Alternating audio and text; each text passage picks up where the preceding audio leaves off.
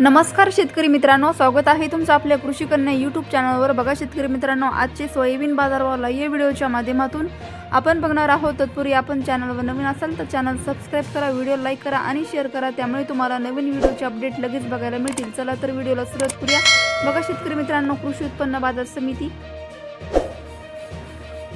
तुळजापूर अवकाली आहे 125 क्विंटल, किमान दर 5250 रुपये, कमाल दर 5250 रुपये, सर्वसाधारण दर 5250 रुपये। पुढील बाजार समिती सोलापूर अवकाली आहे 53 क्विंटल,